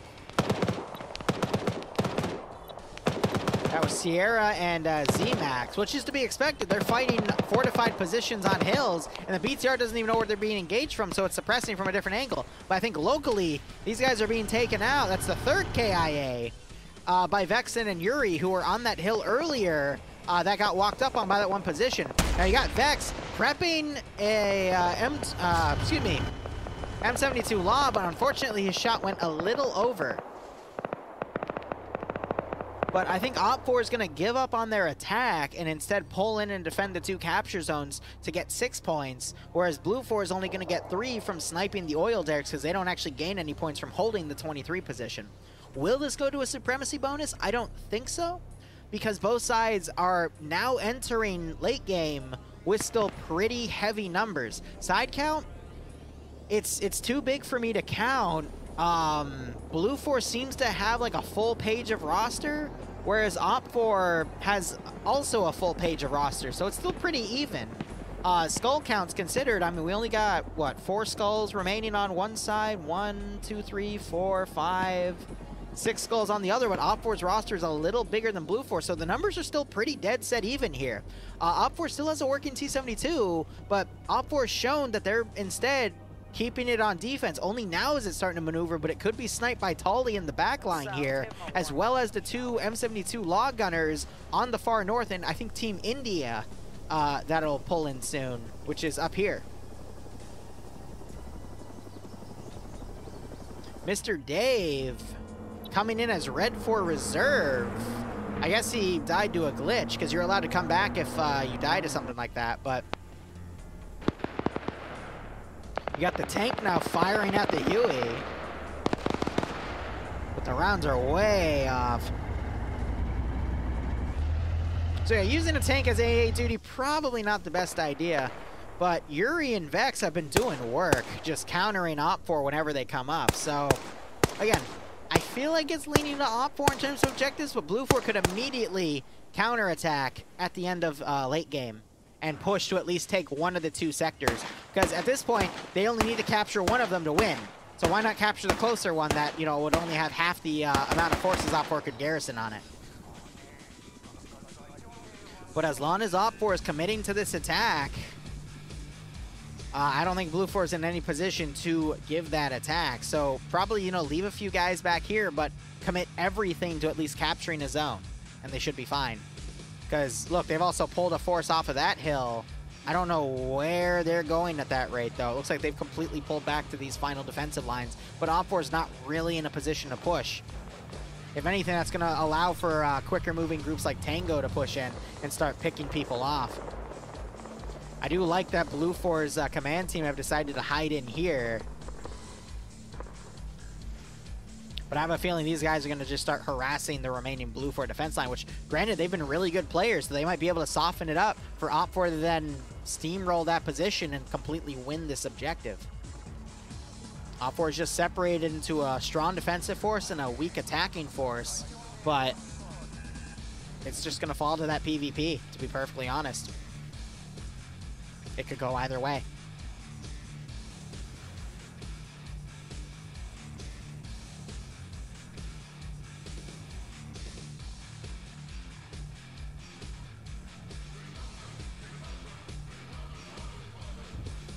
So they're gonna bypass. I think they're thinking about crossing over and getting on this hill over here, which is a pretty open area. They do have to be careful. But if they utilize the ridges and find some good firing positions through these trees, those could be really, really nasty. Blue 4, their positions are given away from the trenches they've been digging. You know, Op4 down to 1 guy on this hill. Never mind. Never mind. Now they are not down to 1 guy on that hill. So, I mean, Blue 4, they've got their own hunter-killer team of 2 people here that have been doing work. So, by all means, both sides have been doing pretty well in the PvP. Just both sides only have a few assets remaining, but still leaning in Op4's favor, but that could turn around. What we could see is Blue 4 reinforces this northern push, actually gets their foot in the door on Capture Zone 1. That causes Op4 to forego their attack and instead focus purely on the defensive.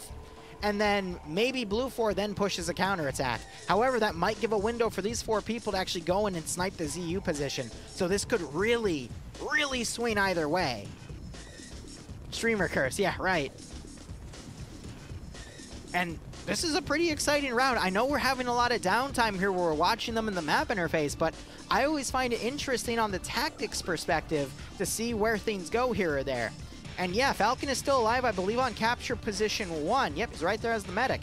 So he might be able to turn it around, but here's the thing about Falcon in Friday Night Fights and why he's such a good player. A lot of players in Friday Night Fights play really, really defensively, which is why Falcon is such a good player, because a really aggressive player like Falcon or the members of Papega Pirates do really well because they are so aggressive, and more often than not, it works out in their favor. The thing about OFCRA is that almost everyone in OFCRA is a very aggressive player. So Falcon is kind of even in this setting.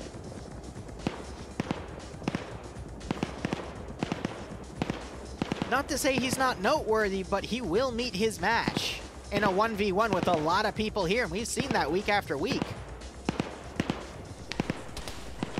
So they're shooting up at this position. They know Blue 4 is coming, so that gives them a moment to set up some good defensive lines, coordinate with the tank, who is now on this neighboring ridge trying to move up to find a good firing position, which they'll probably have it on this hill. That's giving Op4 the opportunities they need to counter this position, but oh my god. I just realized Blue 4 is probably not watching back here. Where's Baku watching? Okay, he's watching the rear at least, but okay, no, this is all open terrain. Baku would be able to spot him if they come back, but if no one was watching the rear, hypothetically, these guys could get in here, snipe that objective, die, but at least get those guaranteed 3 points. And at that point, Blue Force chances of winning would be slim to none because they'd have to capture both zones to gain a victory. It'd be much more likely a stalemate were to happen, if not an OPFOR victory outright. Now that M2 static is still over in this compound somewhere. They brought it down here. That could shoot at the Huey if it flies low enough.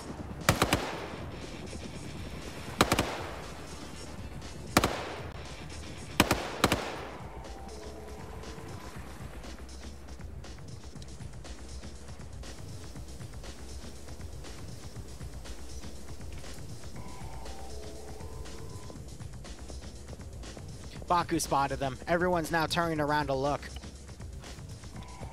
Baku spotted them for a brief second. He called his buddies over. They're now looking to get confirmation on what they saw. But he totally saw something, because now you're seeing everyone turning around and looking south. The only reason they do that is if they spotted someone. So Tango's in a lot of trouble here, because now they're going into a fight where they're not going to get the ambush factor in. Instead, if anything, they're going to be the ones ambushed.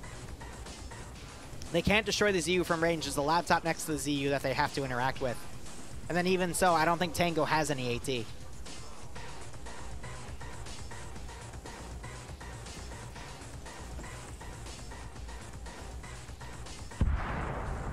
But at this point, Blue 4 know they're back there. They've turned around.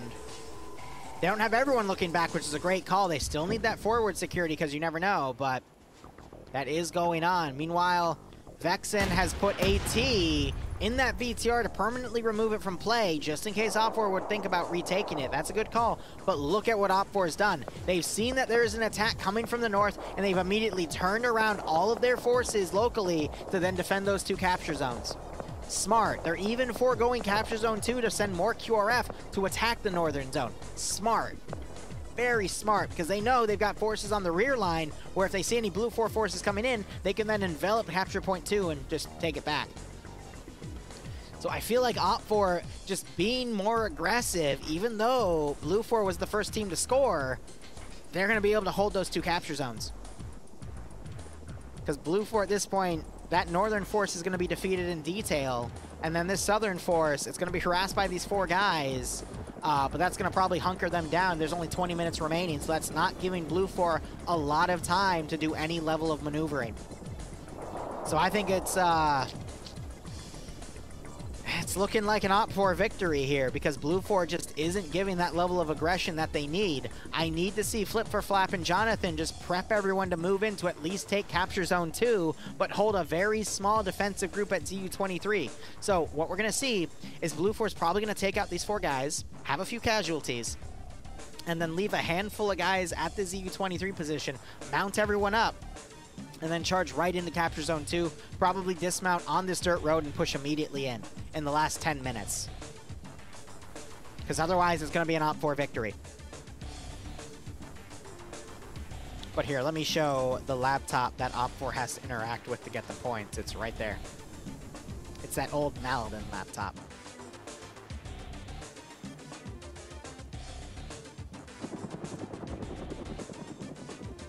Now, if these guys survive, they're going to be pulling a lot of OPFOR forces to come and hunt them down. That's going to bring them out of position, and then Blue 4 could put forces right on capture zone 2. They still have the Huey. They could land right on top of that position if the Huey clarifies that there is nothing at this capture zone, and they could just sneak right under OPFOR's nose and still take it and get the victory here.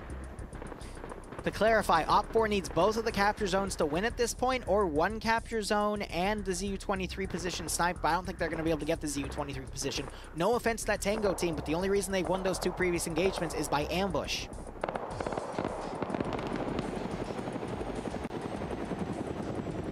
But Blue 4 just needs to take one of these capture zones to have 6 points to 3.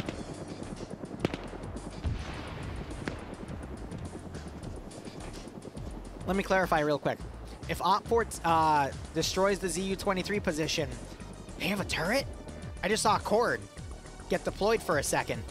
Yeah, they have a cord. Ooh.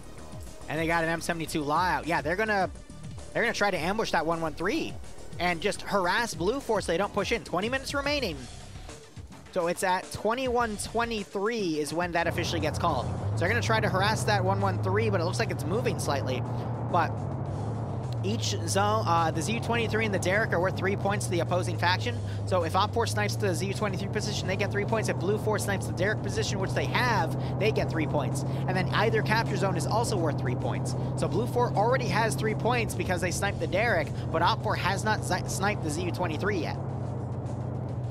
So Op 4 are going to have to reassess trying to engage that 113 because it just pulled into a position to cover. They were trying to set up a nice ambush on it with that cord and that M72 Law. Ooh, Op 4 have their tank kind of marooned here. Blue 4 are all over it. They got those 2 M72 Laws. 3 M72 Laws. Brewer also has one.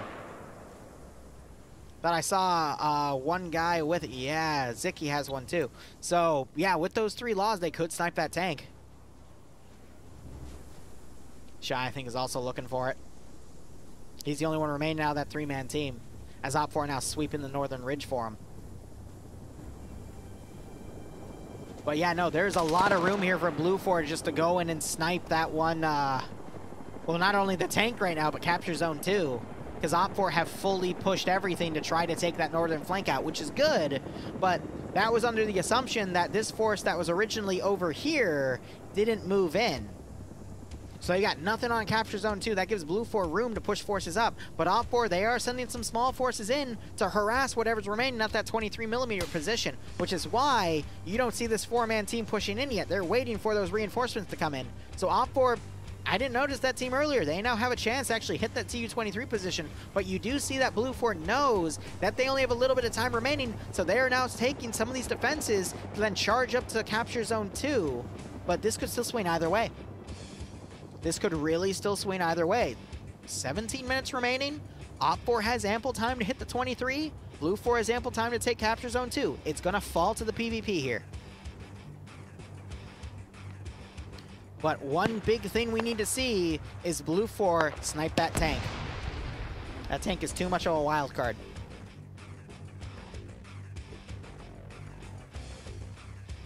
Timing-wise, I'm also finished with both the hydrate and the quote-unquote hydrate command. So if you guys keep it up, we'll finish both by the end of the match. Tank, I think, is hearing the reports of that gunfire. They're gonna put right. Oh no. Uh-oh. You hear that? That's 2 people pulling out M72 Laws. That's Zicky and Andre right there. Seal pulling out an RPG-26. Brewer pulling out an M72 Law. It is a light anti-tank party. Literally 1, 2, 3, 4, 5 tubes of light anti-tank, and the tank is running for its life. Oh, that's funny.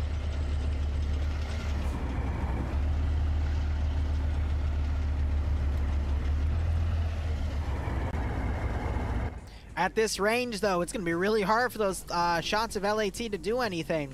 And this nice open kill field is going to prevent Blue 4 from pushing it. They lost their opportunity to hit it there, unfortunately. Brewer from the 506. No, it's not War Games Inc., unfortunately. It's a different Brewer.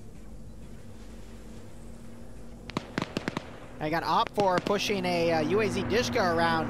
Gunner just got knocked unconscious. Still says +2, so he's only uncon. You have them throwing some smoke grenades here. That one, I don't think hit accurately. Fawn just got knocked out. Pierce now running to cover as one of the pilots. Tank now suppressing that position. This team now has 4 things of LAT, but using 1 on a Dishka, yeah, that's pretty economical. Shy now getting in a 2v1 firefight. He's about to be flanked, but he is taken out by Garrett.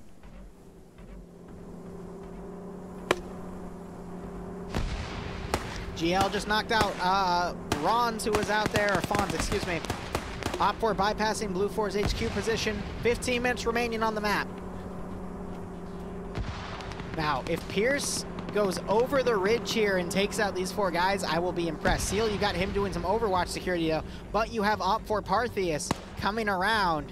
He's also going to be able to get some nice flanking shots here. This is worrisome. Pierce knocking out 2 people before he is taken out in double tap. That's a great play on Pierce there. really slowing down Blue 4's assault. Now Blue 4 doesn't have to worry about, but Blue 4 moving forces in to take capture zone 2. Because Op 4's forces are still way out of position here. They're trying to put AT and GL rounds in, but it's not enough.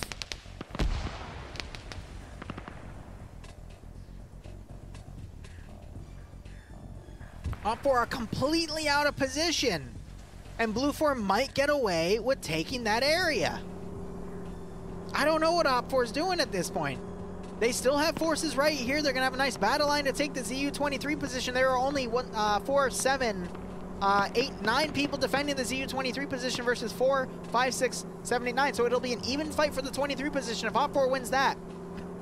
It doesn't matter about capture zone 2, but they are still sending their own forces. They're going for broke at this point. I guess the forces up here are going to clean that force up, then go back to holding capture zone 1. But this is a small force compared to that big force right there, but they do have some heavy hitters like Falcon and Pogo underscore. Nord's also not too bad himself. Benares and Stradler also pretty good. And Ezio.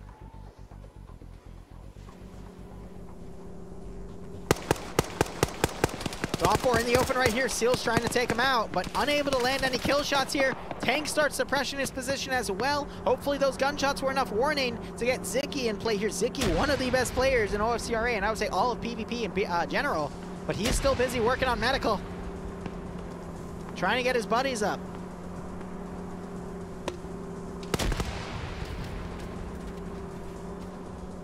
Went to do medical, but cancels out, hearing those gunshots droning in. Op 4 pushing that group up to capture zone 2. If Op 4 is able to take capture zone 2, it's GG.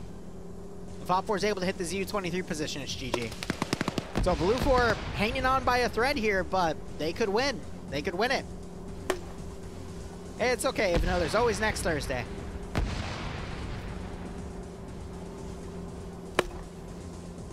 Seal put some great GLs down.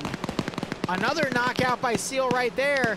And it looks like Brewer came back here, just took out some Op 4 guy back there and is firing back in the other direction. Takes out another Op 4 member here too. Blue 4 might be able to hold. Holy crap! Op 4 should have been able to completely envelop that position, but unfortunately they put too many of their guys in the open right here and they were taken out. Seal and Brewer are pretty good players. You gotta be careful about that. But these guys might now be able to get those two other guys up and go into capture zone 1. So even if they lose that 23 position, 11 minutes left on the clock, they could do this. Now it is going to be up to the other Blue 4 forces to hold capture zone 2 in the ZU-23. But we might actually see a little bit of an upset here. Because I called earlier, Op 4 looked like they were going to win this, but Blue 4 have made some pretty good last-minute calls on the tone of Flip for Flaps commanding. They might be able to make this. Meanwhile, the southern position starting to engage Lima from afar. You might see Command actually break out and flank this force last second to keep them held. This could go either way. Meanwhile, main attack has started. Falcon still up, Benares down, PHK down. Another Op 4 body you see right there. Some AT went in on this position. Blue 4 is pretty well entrenched though. A few of those early Op 4 bodies, that's not what you want to see. Nord's breach is being impeded by some grenades, but those grenades are landing in that little, I'm going to say shelf for lack of a better term. Nord's going to continue to try to breach. And immediately gets killed by Nanard and Baku flanking. I don't think Falcon's going to make that same mistake. But he is Falcon. He's trying to find a better angle. PHK is still knocked out. He's on the other side. Finds an angle on Nanard. Nanard immediately goes prone. Falcon takes a hit. But I think Blue 4 is going to be able to hold this zone because they're down to 2 people up here.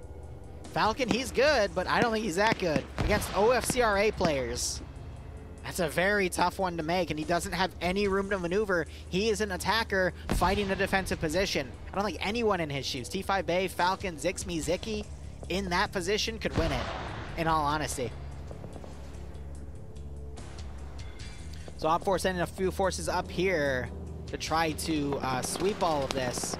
They're still pinned by the tank. I love how this car is still on, and it is still slowly driving forward. Garrett and Rigel still trying to come up and around. Seal being suppressed by the tank. Ridge able to knock out Andre. Zicky throwing a nade. Rolls a little to the left there. You're seeing some double taps going on. Falcon, I think he's trying to bait them out to see if they'll come out and check on him. They have no reason to. Seal trying to engage from the rear, but the tank covers the 2 infantry and knocks him out from roughly 600 meters away, if not 700. Great suppression by the tank there as Garrett and Rigel now coming in to clean up Zicky. Brewer's still up as well, but I think that attack has been that attack wave has been thoroughly suppressed. Zixme knocked unconscious.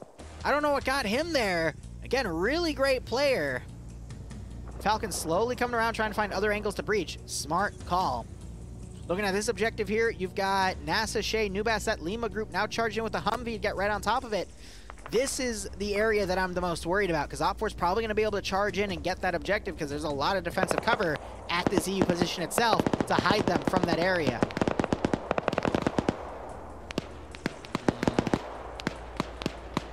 7.5 minutes remaining. Zicky got cleaned up by Rigel, but he was able to take that other guy out. You see Zicky's fail his wake-up check. Rigel's battle buddy is dead up there, but now you got Brewer coming around. I think that attack wave to the north is done. Nail in the coffin, pretty much. You could still see one guy run into that sector and take it, but they'd have to contest with Goatland. But I don't know who would win the points, if anyone at that point, if it's a neutral party. Ooh, quote-unquote hydrate. Thank you.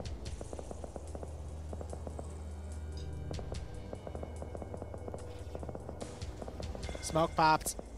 You still have Straddler here as well. If they vaulted the wall right here, that would give them a good in, but how would they know that that's a secure position? That OPFOR force out here still being an Overwatch element, but at this point, with 7 or 6.5 minutes remaining, Overwatch doesn't mean shit at this point.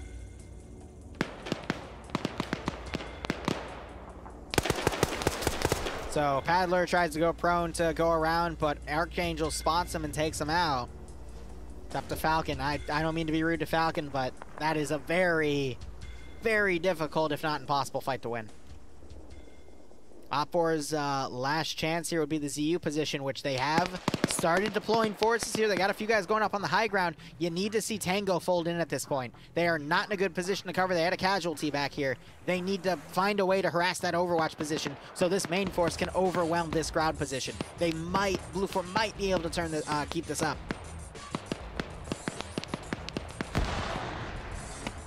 There's the regular hydrate. Grenades going in, but they're not enough. They're landing at the first barrier. And there's pretty much a kill zone right here. This is the only way to get in. Anywhere else would be watched down by the Overwatch position. You still have people getting knocked out up here, though. And they still have that M2, M113 up there. A mobile M2 platform. Falcon realizing there's no way for him to get in. He's pulling back.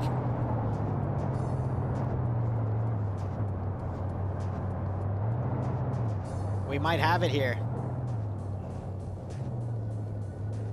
I don't see OPFOR getting through that kill zone with that Overwatch. I think Blue 4 might have just sneakily taken this one. There's the M2 suppressing that open rooftop. Killing one of the OPFOR guys, too. He fell down the stairs. I saw the machine gun, and I'm like, oh, that's weird. NASA bandaging right now. These guys pulling back, crossing the river. They're not going to have enough time. That's 5 minutes to get over there. They're out of the game. I think this is GG.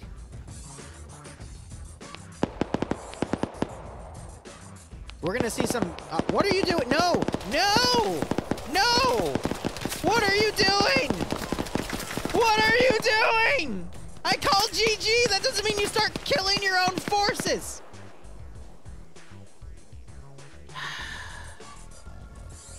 God damn it. Why? Why? What are you doing? If they're in here, that means you guys have lost. Stop it. Now there's 2 defenders in here. OPFOR can still push in because now they're going to be doing medical on him. OPFOR, meanwhile, getting the remaining of that Overwatch force in to do one final push. They could still take the northern objective, but What are they doing? Brewer might be able to flank around and take out Goatland and take capture one zone as well. It's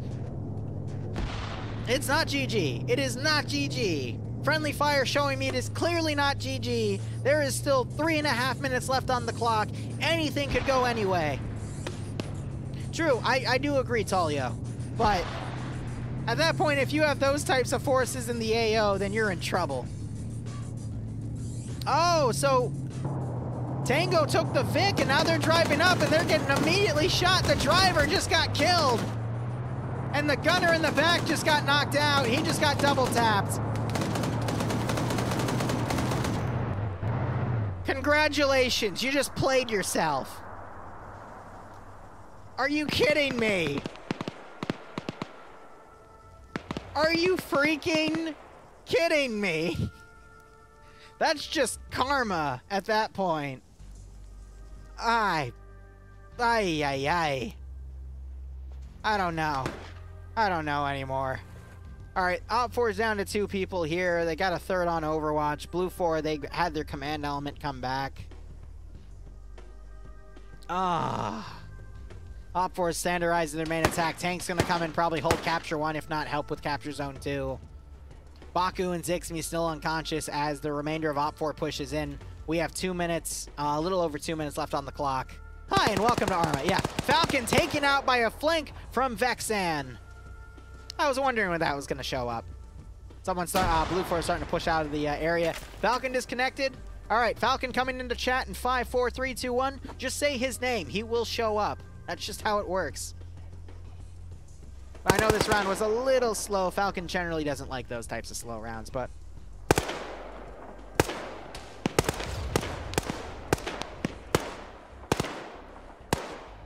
Oh, man. So OFCRA slowly doing their breach in here.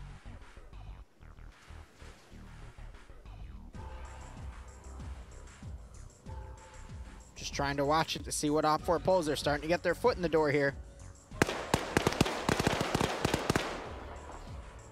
Ah, great place grenade by Ethan there. That's going to be right on top of KJC. And that knocks him out. But a grenade goes in, also knocking Ethan out.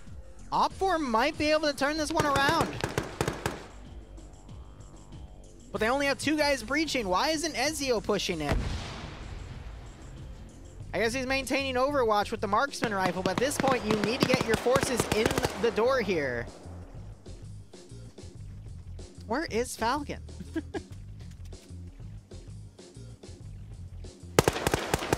Great shots on Archangel there. It wasn't enough. That grenade's going to probably kill KJ. But nothing on Trojan. Falcon's still down. Yeah, no. Sorry, not Falcon. KJ still down. Oh, a beautiful marksman shot by Cyrus. That leaves it to Settler. Brewer, meanwhile, charging that tank. He probably has... No, he doesn't have any light anti-tank. Not sure if he hit the tank there. It is pulling back right now. Very defensively. Less than a minute remaining. OFCRA need to make a push into this sector. It's only Kaho defending. Overwatch element has completely pulled down, taken everyone out. It is up to these 3 guys to push in. They have under a minute to do it. I think it's GG. I think Blue 4's won. I don't see OFCRA showing any urgency here to get into this objective. GG. Blue 4 have won.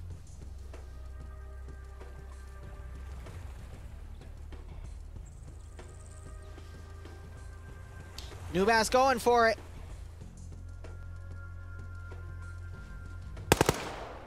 No way.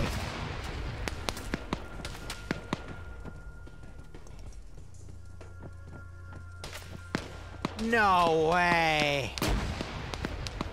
Nubass.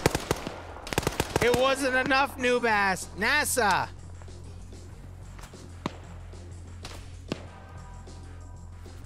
Do not go right on top of where Nubass just came in. It's it. That's it. Blue 4 has won.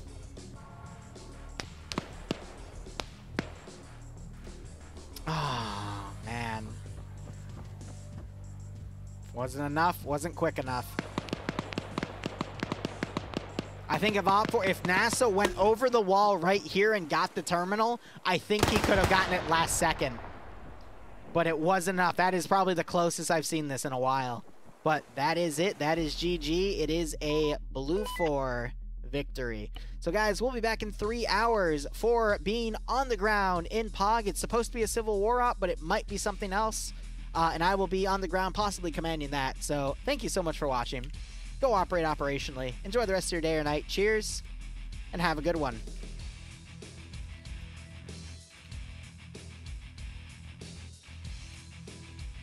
Let's give him a Payout warm prediction. welcome, shall we?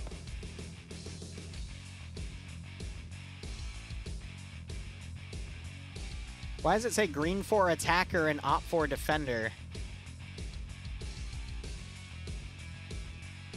What?